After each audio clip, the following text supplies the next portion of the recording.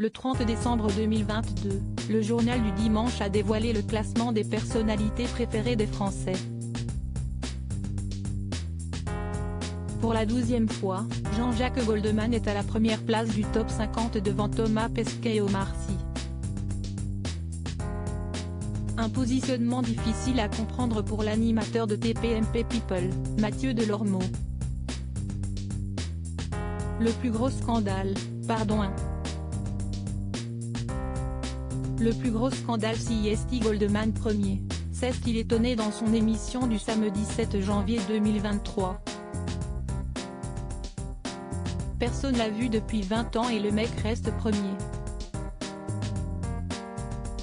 On l'a aimé pourquoi? J'adore Jean-Jacques Goldman mais il vit à Londres, il prend 2 millions d'euros par mois qu'il touche de la SACEM, il est chez lui il fout rien. Encore s'il les donnait à une association et tout, mais il est chez lui, il fout rien et il est premier. L'abbé Pierre était premier, mais il consacrait sa vie aux autres. Mais Goldman qu'est ce qu'il a fait cette année pour nous? A ajouté l'acolyte de Cyril Hanouna.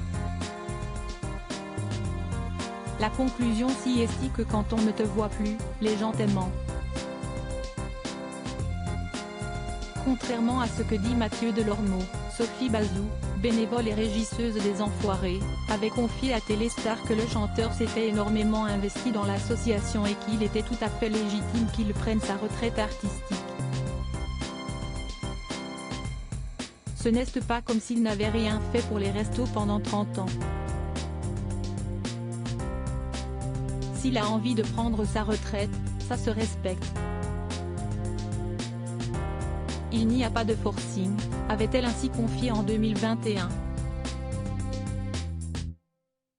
Installé à Londres avec sa femme et leurs 3 filles, l'artiste n'a pas donné de concert solo depuis 2004, et sa dernière participation aux Enfoirés remonte à 2016. Il me dit, tu ne peux pas savoir comment je suis heureux. Je vois mes enfants, CIST hyper important, je suis tout le temps avec eux, racontait en 2021 Jean-Pierre Janiot, son ingénieur du son, dans Un jour un destin. Goldman premier, un autre animateur s'étonne lors de la sortie du nouveau classement du journal du dimanche. Un autre célèbre animateur s'était étonné de la première place, encore, de Jean-Jacques Goldman. Pour Michel Denisot, elle n'était pas méritée. Si tu ne dis rien tu peux devenir personnalité préférée des Français qui pensent que tu penses comme eux, avait-il écrit sur Twitter, avant de supprimer son message.